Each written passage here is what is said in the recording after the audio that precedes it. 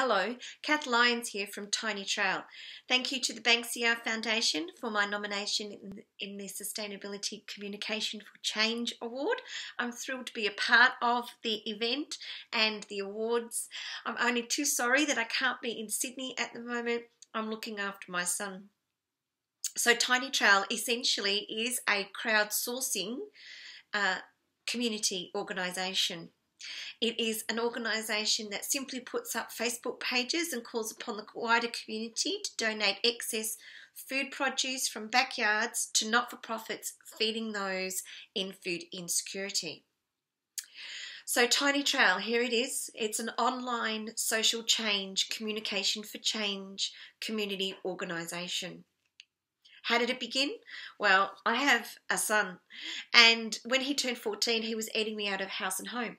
On a good income, I was not eligible for food relief, so I needed to look at alternative ways and I entered the food sharing community. I found that I had a wonderful and luscious pomegranate tree out the front of my rental, and I was able to harvest between 400 and 500 pomegranates a year. So I'd take them along to a food swap and go home with pumpkins and potatoes, zucchinis and tomatoes, and supplement the 6 kilos a day he was eating. After a while, I thought there must be a way to replicate this and look at providing such sharing community resources to other sole parents and spreading and communicating this further. So I decided that I would do a feasibility study and enrolled in local food launchpad funded by the City of Melbourne and run by Doing Something Good.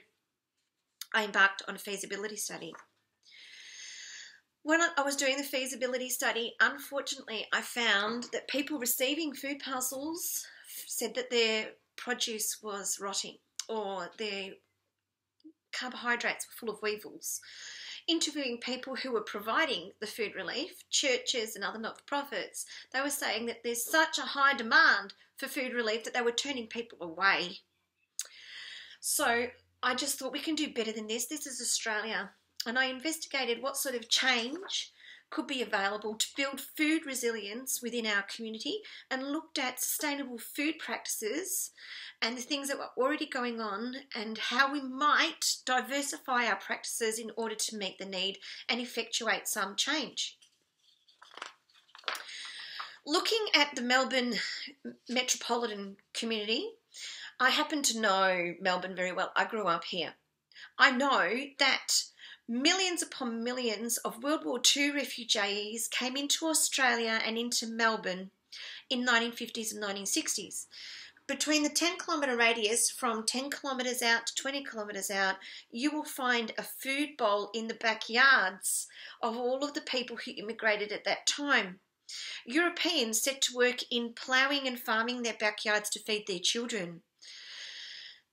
English, Italians, Greeks, they all came in and they farmed their backyards with the practices that they inherited from their own home countries.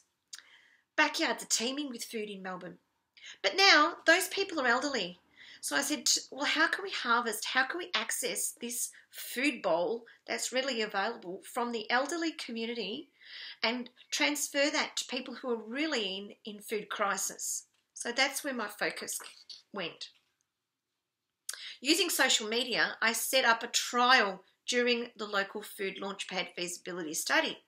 I connected with Street and said, if I was to get home gardeners to bring you seedlings, fruit trees, herb plants, would that work for you as you endeavour to help homeless youth get up and on their feet? Beck Scott said, come on down. So we had a crowd farming day at Street. People filled my car with food seedlings, fruit trees. People turned up the day before with carloads of fruit trees and vegetable seedlings. And on the day, diggers turned up with 3 pear trees and tray loads of vegetable seedlings. Beck was thrilled. Her street cafe in Collingwood was filled with food. And of course, that went to helping the 18 to 25-year-olds who are homeless that she helps.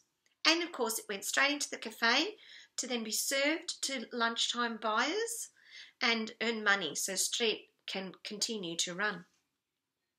I thought, this is on a roll. I'll go and talk to my people that I know in Epping.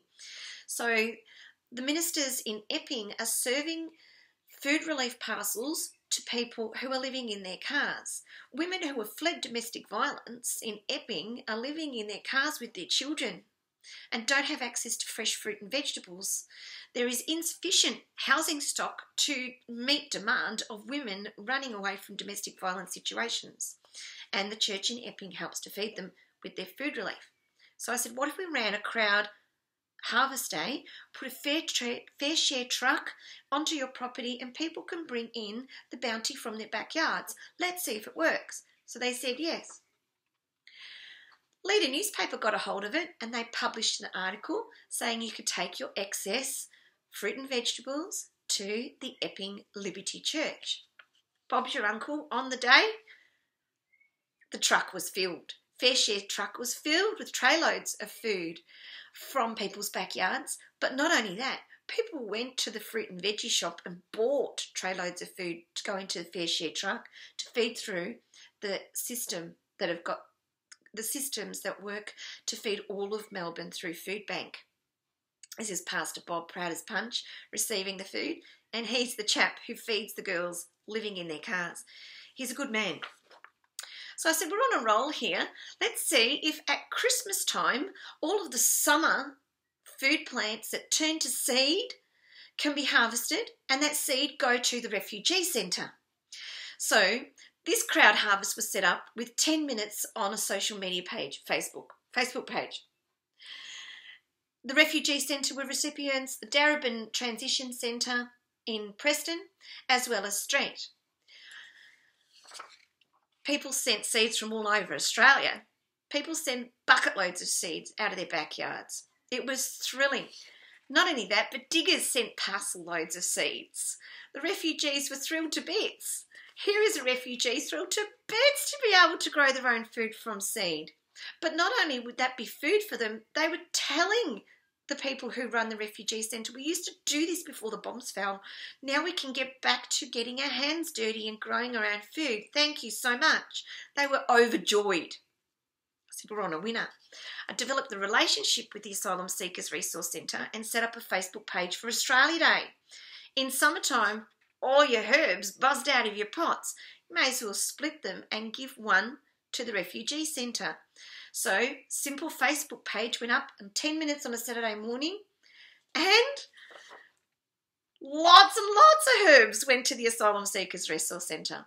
But not only that, a group called Food Not Bombs, who knew, sent tray loads, 15 trays of herbs went to the Asylum Seekers Refugee Centre, and in every tray there was about 20 seedlings, 20 small herbs. Not only herbs, but also strawberries and peppers. They covered the floor of the refugee centre. It was amazing. From a simple Facebook page, this was the result. Well, the relationship grew from there. Street also received some seeds and they proceeded to grow it in milk bottles hanging off their cage here. And of course the artichokes are now architectural, gracing the floor of their food garden, and you can go in and have lunch there and just look at the bounty that's then harvested straight into the kitchen and building that food resilience in Melbourne, specifically for those in need. I said, we're on a roll. At Easter time, let's have crowd harvest tomatoes for Easter. Salvation Army were a part of this one at 69 Burke Street. There were about 7 different not-for-profits, and again, tray loads of tomatoes went to these not-for-profits to feed people. With a simple communication on Facebook.